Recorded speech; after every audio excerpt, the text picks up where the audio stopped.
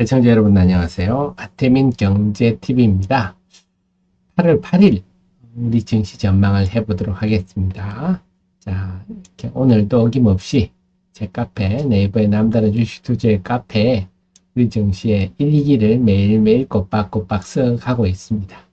자, 8월 8일 어떨지 한번 살펴보도록 하겠습니다. 그리고 공지의 말씀, 투자에 필요한 정보들을 매일매일 이렇게 여러분께 알려드리고 있으니 아태민 한 칸 띄우고 경제TV 텔레그램에서 검색하셔서 지금 845분 있는데요. 여기 들어오시면 필요한 정보들을 드립니다. 유익한 정보를 드리는데요. 물론 저는 리딩은 하지 않습니다. 리딩은 보이스피싱이다. 자, 아까운데요. 시장이 둘개 긍정적인 것과 부정적인 것이 겹치고 있습니다. 나스닥이 간밤의 흐름이 아쉬웠고 대신에 우리 시장 수급은 개선되고 있고, 자, 이걸 살펴보겠습니다. 지금 이번에 이 난리통에 가장 큰 영향을 준 게 엔캐리 트레이드의 청산이다, 이런 것들이 나오고 있는데, 보니까 일본 엔달러 환율과 필라델피아 반도체 지수 간의 상관성이 가장 높았다, 다른 것과 비교할 때. 이 말은 결국은 엔달러 환율과 결국 엔캐리 트레이드 자금들이 필라델피아 반도체 주식들 관련 반도체 지수에 포함된 주식들을 집중 공략했다, 이 말이 되겠습니다. 그러니까 청산이, 엔캐리 트레이드가 급격히 청산되면 당연히 엔비디아든지 마이크론 테크놀로지라든지 뭐 AMD 등등 아무래도 반도체 관련주들이 영향을 좀 많이 받을 것 같고, 그 외에는 아무래도 매그니피센트 7 이런 주식들이 올해 상승폭이 컸지 않습니까? 이런 쪽으로 엔캐리 자금들이, 트레이드 자금들이 집중됐다가 지금 막 청산되고 있는데, 지금 엔달러 환율이 달러당 141엔까지 갔다가 147엔대까지 반등을 하고 있습니다. 그래서 이것이 보여주는 게 일단 급격한 청산은 1달러 되는 게 아니냐, 이런 걸 보여주고 있는데, 물론 아직 우리 생각에는 엔달러 엔캐리 트레이드가 얼마나 됐는지 우리가 추산이 불가능하기 때문에 우리 마음속에는 추가 청산의 여지가 있겠지 않느냐, 이런 불안감이 남아 있습니다. 어쨌거나 계속 우리 엔달러 환율 지표 지금은 좀 올라가는 게 긍정적이다, 이렇게 봐야 되겠습니다. 그 다음에 동아시아 증시 이렇게 상황이 좀 안정되다 보니까 8월 2일부터 5일 이틀 동안 코스피는 12%, 코스닥은 15%, 그 다음에 대만의 자치현 지수도 12% 이틀 동안에 폭락을 했어요. 일본은 8월 1일부터 빠졌습니다. 8월 1일부터 5일까지 3일간 빠졌는데요. 거의 20%. 왜? 당사자죠. 이쪽이 금리 인상을 통해서 엔화 초강세를 맞는 당사자이기 때문에 거의 20% 빠졌다가 연이틀 반등하고 있는데, 또 연이틀 반등하니까 다들 투자자들이 불안감이 조금, 반락에 대한 불안감이 좀 있습니다. 외국인 수급도 개선되고 있어요. 지난 8월 2일부터 5일 사이 이날 동아시아 정세가 폭락할 때 외국인들이 우리 시장에서 특히 8월 2일 같은 경우는 8,400억 순매도하면서 선물도 한 2만 개 팔았습니다. 그래서 굉장히 부담을 줬는데, 월요일 8월 5일 날 코스피는 8.8% 빠졌고, 그날도 1조 5천억.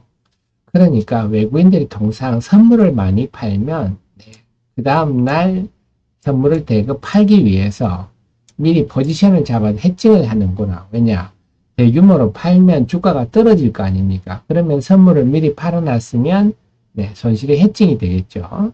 이런 흐름도 우리가 눈여겨봐야 되겠습니다. 그런데 8월 5일 날 외국인들이 대거 선물을 다시 환매수했습니다. 그러나 이게 말해주는 게, 그러면 전날 선물 매도하면서 해칭을 해놨는데 현물을 거의 팔 만큼 팔았기 때문에 매도 포지션을 유지할 필요가 없죠.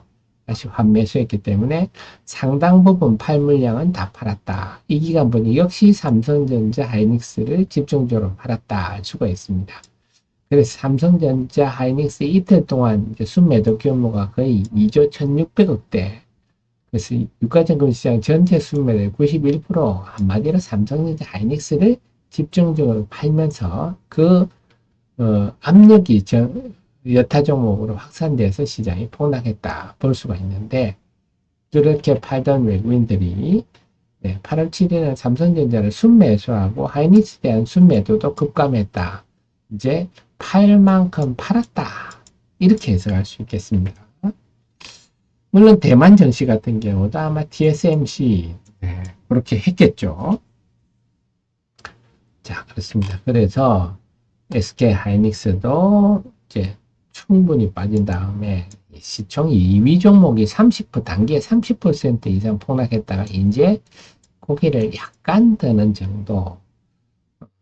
근데 중요한 거는 하이닉스뿐만 아니라 여타 종목들이 연이틀 반등하면서 지금은 긍정적인 거는 담보 부족으로 인해서 하락 압력을 받은 이 매물들이 이제 이틀 동안 강세를 보이면 사라져 버린 거죠. 지금 이제 애터지게 팔아야 할 물량은 없다. 자, 그 시장은, 그리고 이번 시장을 보면서 완전히 소위 말해서 좀 저급한 표현으로 맛이 간 시장은 아니구나. 뭐냐면 원래 폭락 장세는요, 억석구별해서 우르르 다 떨어지는데, 그럼 삼성 바이오로직스 같은 경우 예를 들어 바이오주들이죠. 대표 주자인데 쭉 오르다가 이번 폭락기에 여기도 떨어졌어요. 근데 금세 회복하고 전고점을 돌파하는 모습이 나왔습니다. 지금 바이오 제약주들은 분위기가 좋죠. 바이오 제약주들이 분위기가 좋고 기관들이 지금 많이 사고 있어요. 그리고 보면 바이오 제약뿐만 아니라 조선과 방산도 여전히 이 고점 근방에 머무르고 있습니다.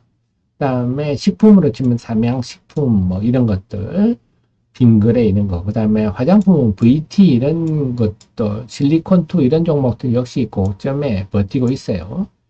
그래서 원래 본질적인 예를 들어서 뭐 서브프라임 사태나 이런 거 하면 업종 구분 없이 전부 다 그냥 신저가로 떨어졌는데 지금은 그런 측면이 아니다. 지금 물론 폭락장이고 약세장이긴 하지만 과거와는 좀 DNA가 다르다. 그런 본질적인 부분의 폭락장과는 결국은 지금 그게 이유가 엔캐리 트레이드 청산이 굉장히 일시적이고 또 굉장히 수급적인 일이잖아요.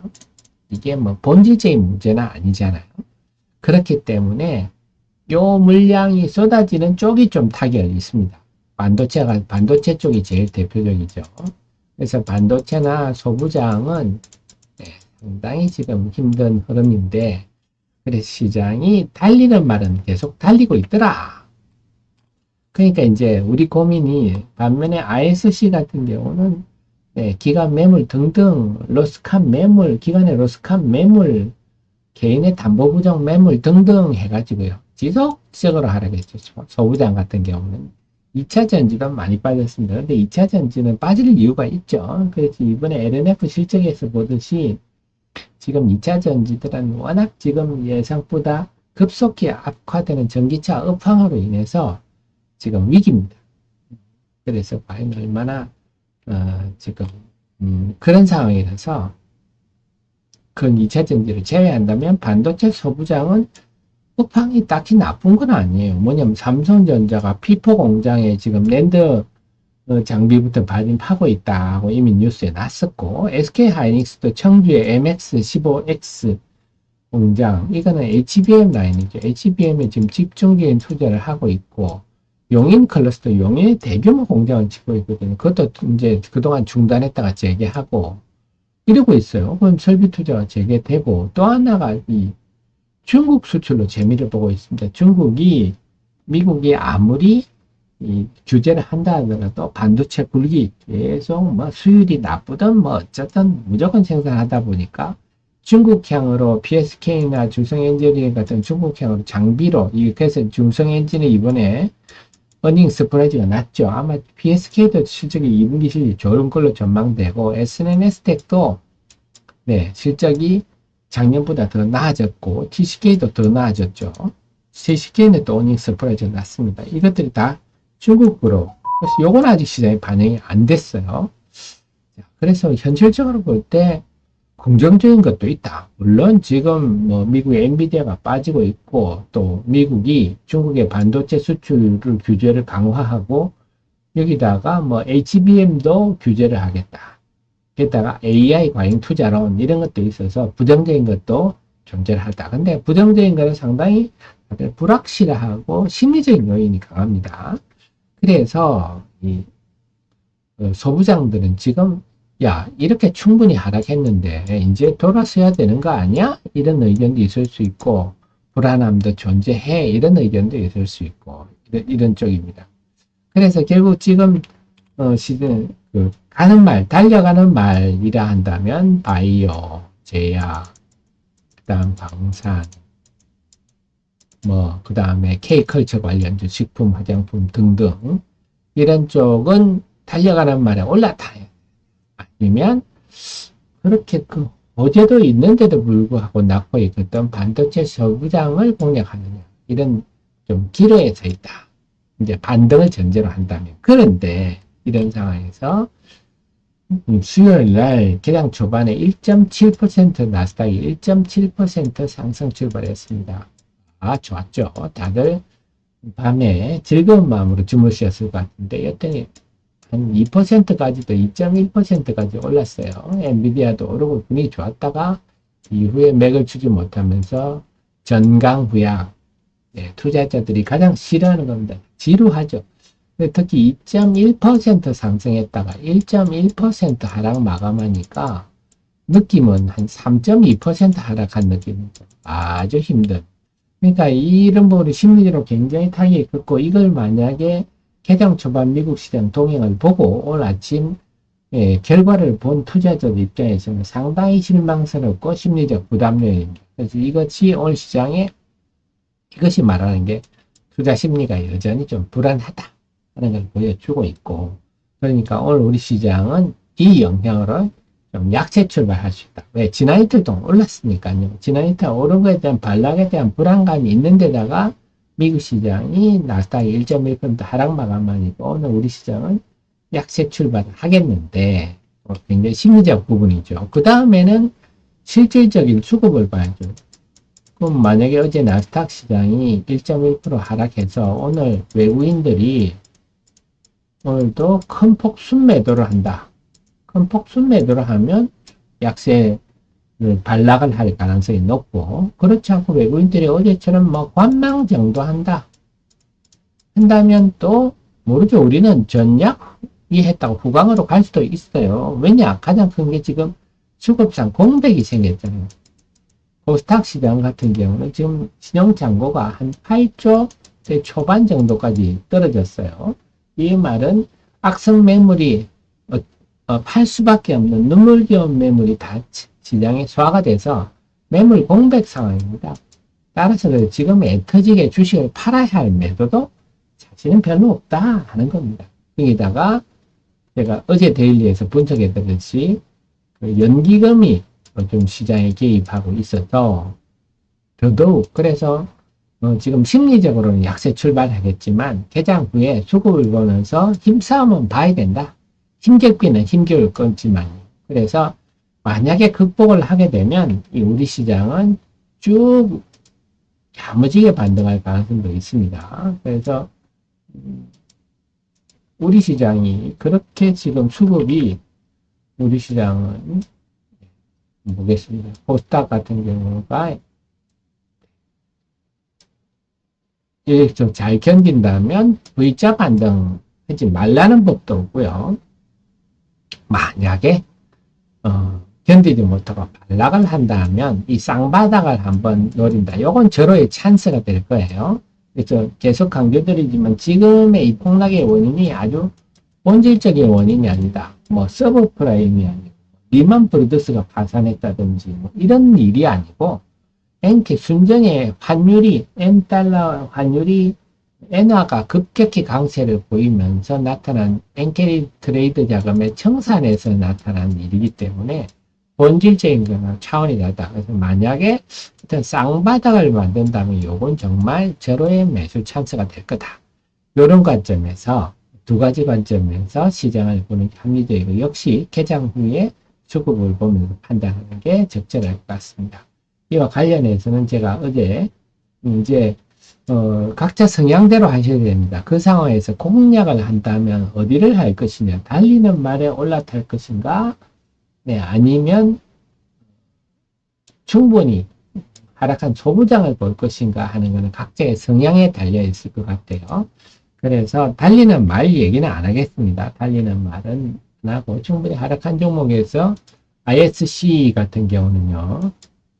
지금 충분히 낙폭도 어마어마하죠. 낙폭도 어마어마하고 사실은 소부장들은 주가를 한번 보면 얼마나 많이 하락할 수 있는데 최근에 기관들이 연기금 중심으로 사고 있어요. ISC 같은 경우는요. 그래서 이런 흐름도 있구나. 그래서